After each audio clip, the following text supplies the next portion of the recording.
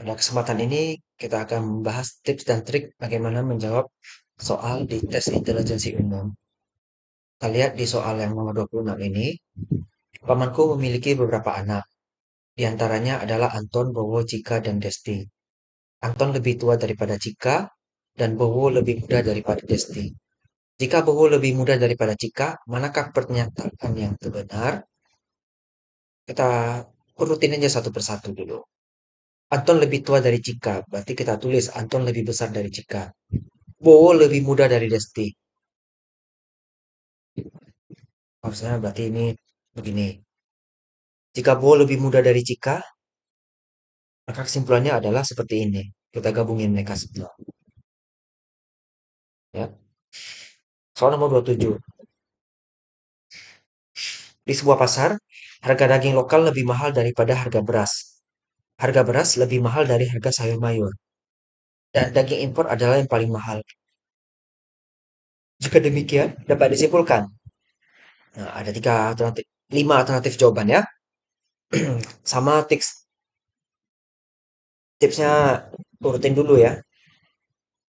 Daging lokal lebih mahal dari harga beras. Berarti daging lokal lebih besar dari beras. Ini ya. Harga beras lebih mahal dari harga sayur mayur. Berarti gini posisinya, beras lebih besar dari sayur. Daging impor paling mahal, berarti daging impor, daging lokal, beras, sayur. Inilah urutannya. Jadi C yang benar, daging impor lebih mahal dari daging lokal. Soal nomor 28. Andika adalah atlet renang. Ia mengikuti kejuaraan di tingkat kabupaten pada menit pertama, ia berada di urutan kelima. 4 menit berlanjut, seorang atlet lain ternyata berhasil mendahuluinya. 2 menit berikutnya, ia berhasil kembali menempati posisi seperti posisi awal. Dan pada menit terakhir, ia mampu mendahului atlet yang berada pada posisi ketiga dan kedua. Berdasarkan pernyataan di atas, Andika mencapai finish pada urutan keberapa? Jawabannya B ya, kedua. Tapi kalau kita lihat cara menjawabnya, karena dijelaskan pada menit terakhir ia mampu mendahului atlet yang berada di posisi ketiga dan kedua. Berarti dia ada di posisi yang kedua. Soal 29. Jainuri lebih muda daripada Dadang. Jainuri lebih muda daripada Nina dan Dudung. Nah, jawabannya A. Kita lihat dulu. Jainuri lebih muda dari Nina, Dadang, dan Dono. Makanya disimpulkan bahwa Jainuri adalah yang paling muda.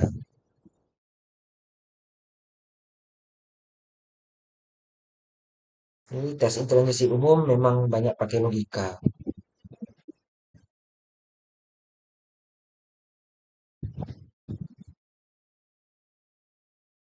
Soal nomor 30. Agung menentukan prioritas dalam hidupnya sebagai berikut. Agung ingin tentram sebelum menikah, melanjutkan pendidikan setelah punya jabatan, dan menikah sebelum punya jabatan. Ia juga akan menikah setelah punya pekerjaan. Setelah punya jabatan, ia akan sukses. Jika saat ini aku telah punya jabatan, maka keinginan yang tercapai adalah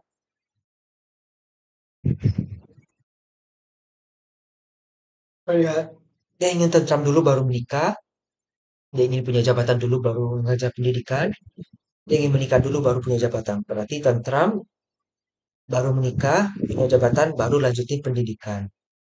Kesimpulan akhirnya yaitu jawaban D. Keinginan yang tercapainya adalah tentram, pekerjaan, dan menikah.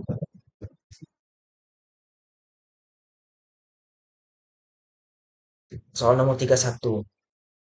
Jika X Berapa jika X sama dengan 33,3% dari jumlah satu lusin buku dan Y 1/16 dari 4 lusin buku? Maka hubungan X dan Y adalah, kita hitung dulu, satu lusin buku itu sama dengan 12 buah buku.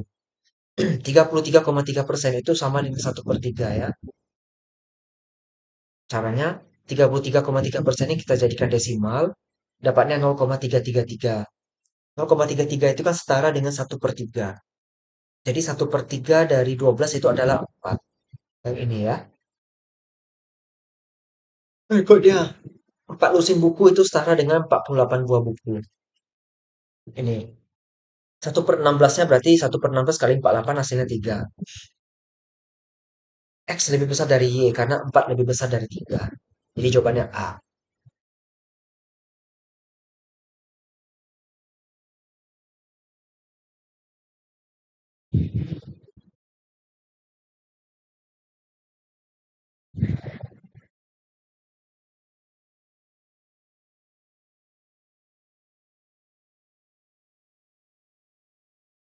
Soal nomor 33, silakan dibaca dulu.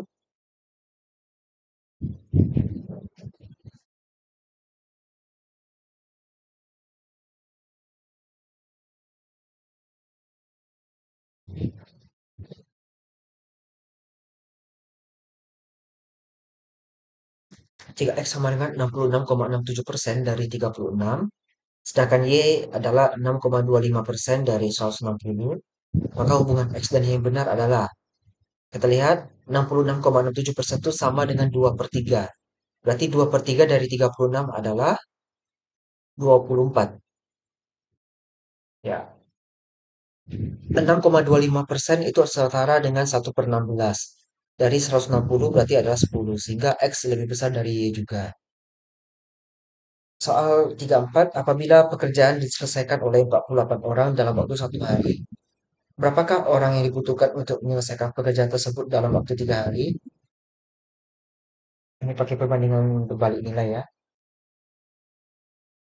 48 orang 1 hari. Berarti 48 bagi 3 ya. Butuh 16 orang. Jadi A jawabannya. Dibalik dia memang. Soal nomor 35. 0,461461 sekian sama dengan X per Y. Dengan X dan Y bilangan positif, maka Y kurang X adalah. Nah, kita misalkan dulu 0, ABC, ABC sama dengan ABC plus 999. Ini adalah rumus bakunya ya. Sebenarnya ada cara lain pakai cara pemisalan, tapi nggak apa-apa. Kalau 0,461461 dan sekian ini berarti setara dengan 461 bagi 999. Bisa kita buktikan di kalkulator seperti tampilan di layar. 461 kita bagi 999. Hasilnya 461, 461 sekian. Berarti 999 kurang 461 untuk Y kurang X-nya sama dengan 538. Nah, berikutnya ada tes karakteristik pribadi. Soal 1. Bagaimana Anda menghadapi kesulitan atau tantangan dalam mencapai tujuan? Nah, dari sini kita bisa melihat alternatif jawabannya. Yang jelas jawabannya B, karena orang mampu mencari alternatif menunjukkan kemampuan problem solving dan ketekunan dalam mencapai tujuan. Nah, di sini kita bisa melihat pola jawabannya dulu. Kalau A, sering menyerah dan merasa putus asa. Ini kan arahnya negatif ya. Jadi kurang tepat untuk dijadikan jawaban. Kalau yang B jelas itu positif ya. Yang C mengabaikan itu jelas itu negatif juga.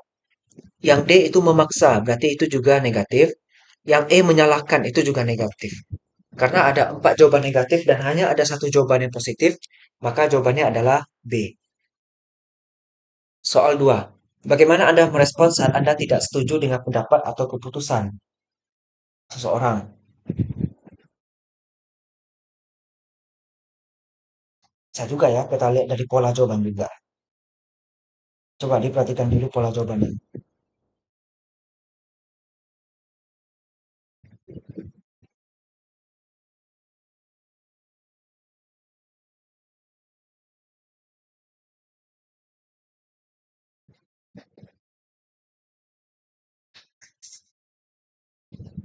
Saya lihat pola jawabannya benar B ya. Karena kembali lagi kita melihat pola yang jawabannya positif sama pola yang jawabannya negatif. Kita lihat soal nomor 3. Bagaimana Anda merespon saat Anda dihadapkan pada situasi yang tidak adil? Nah, kita lihat lagi ya.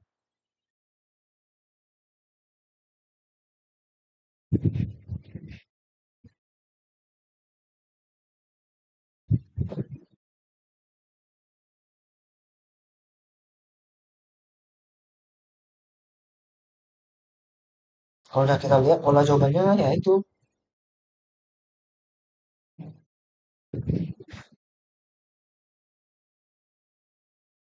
B jawabannya ya.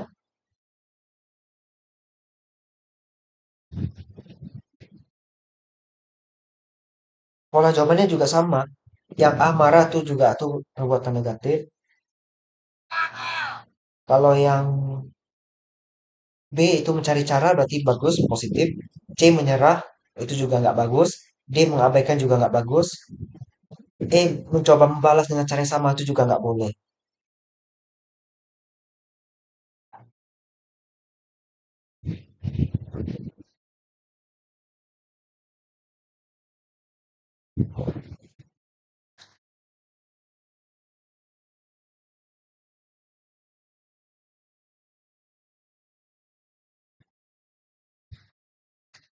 Jadi kita melihat pola jawaban ya, P ya, yang paling tepat ya. Jadi sebenarnya prinsip-prinsip untuk menjawab ini dengan melihat pola jawaban itu bisa lebih jelas. Kita lihat lagi yang soal nomor 4. Bagaimana Anda berperilaku saat Anda diberi tanggung jawab yang besar dalam sebuah proyek?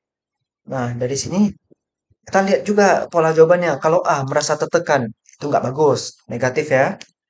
Yang B, proaktif. Nah, itu positif. Ya, sebenarnya langsung tahu jawabannya B. Tapi kita lihat dulu ya, alternatif pilihan yang lain. Yang C, menyerahkan tanggung jawab. Jelas tuh nggak boleh. Yang D, mengabaikan, itu juga nggak boleh. Yang E, mengagungkan diri sendiri, itu juga nggak boleh.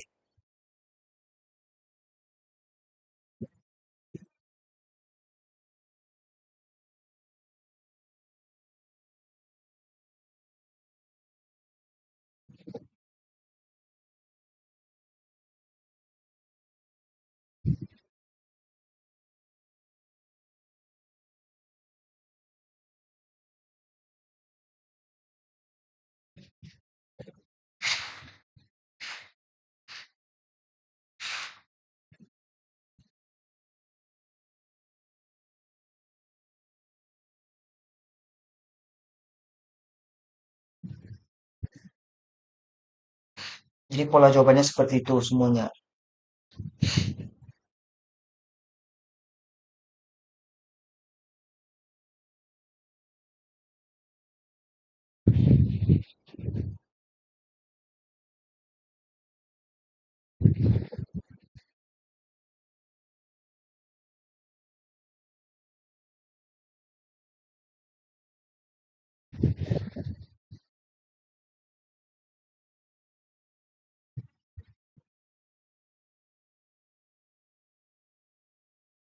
Lihat soal nomor 5, bagaimana Anda mengelola konflik antara anggota tim di tempat kerja? Nah, coba lihat dulu.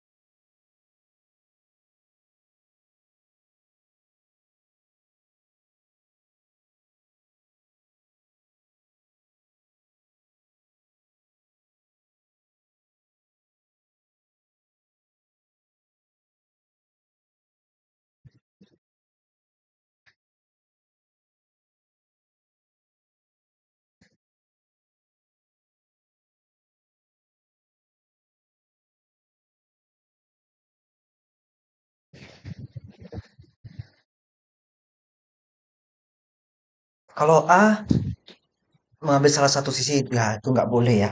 Terlalu banyak keberpihakan. Kalau B menjadi mediator, nah itu bagus. Langsung ketemu jawabannya B, tapi kita lihat alternatif jawaban lain. Yang C, menarik diri dari konflik, itu juga nggak boleh. D, memilih berpihak pada diri sendiri juga nggak boleh. E, bentuk aliansi, itu jelas juga nggak boleh. Berarti B yang paling tepat. Nah, soal nomor 6. Pak Rudi merupakan salah satu pegawai negeri sipil yang bekerja sebagai perawat di Kabupaten Manokwari. Rata-rata penduduk di sana beragama Nasrani, sementara Pak Rudi Islam. Setiap warga di lingkungannya bekerja memelihara babi dan sering masuk ke rumah-rumah. Sedangkan di dalam agama Pak Rudi, babi dianggap hewan haram. Kondisi ini menjadi tantangan untuk Pak Rudi dalam bertugas. Sikap Pak Rudi seharusnya adalah, kita lihat, yang A, memindahkan tempat tugas, ini nggak boleh. Karena berdasarkan aturan PNS, dimanapun diletakkan mereka harus bersedia. Jadi nggak bisa jawaban A. Yang B, ini juga nggak boleh ya. Nggak boleh minta tukar dengan yang beragama Nasrani. Yang C, bersikap biasa dan menjalankan tupoksi sebagai perawat. Ya, ini sebenarnya benar juga. Tapi kita lihat alternatif jawaban yang lain. Yang D, membatasi interaksi dengan pasien, itu nggak boleh. karena dia seorang perawat dan tujuannya memang untuk memberikan pelayanan kesehatan, jadi nggak boleh membatasi interaksi. Yang E bersikap ramah, menjalankan tugas, menjunjung toleransi keberagaman. Ya, berarti E yang paling tepat. Jawaban C itu benar, jawaban E juga benar, tapi dalam kasus ini yang paling tepat adalah E. Jadi sudah nampak ya, dalam satu soal itu bisa ada dua pola jawaban. Oke, ini kasusnya C sama E bisa benar, tapi paling benar itu adalah E. 7. Kita hidup di negara dengan banyak keberagaman, kepercayaan budaya dan adat istiadat. Kemudian di perusahaan Anda sendiri ada banyak orang dengan latar belakang berbeda, tapi banyak karyawan muslim yang mengeluh sulitnya beribadah karena ketersediaan tempat atau jam mereka beribadah justru untuk bekerja. Sikap Anda yang paling tepat B, karena memang seharusnya memberikan fasilitas ibadah yang mewadahi bagi karyawan serta bersikap toleransi. Tapi keputusannya juga harus didiskusikan terlebih dahulu dengan atasan karena kita ada di suatu perusahaan.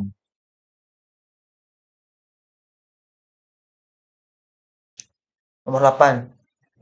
Hal pertama yang akan saya lakukan saat ditempatkan di tempat tugas baru. Sorry, ini ada salah. Tahun depan adalah pemilihan presiden untuk periode yang baru. Biasanya ketika mendekati pemilu, suasana di lingkungan Anda memanas karena adanya perbedaan pandangan politik.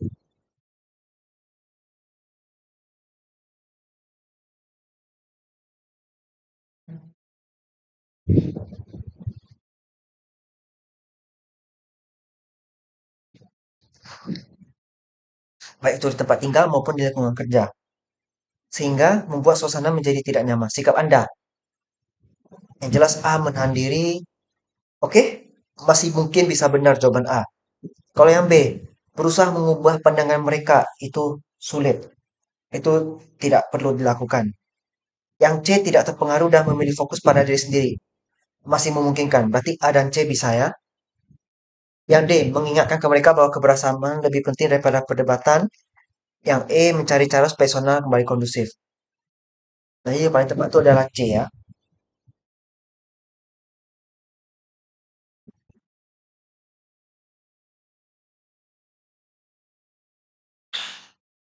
Soal 9, industri 4.0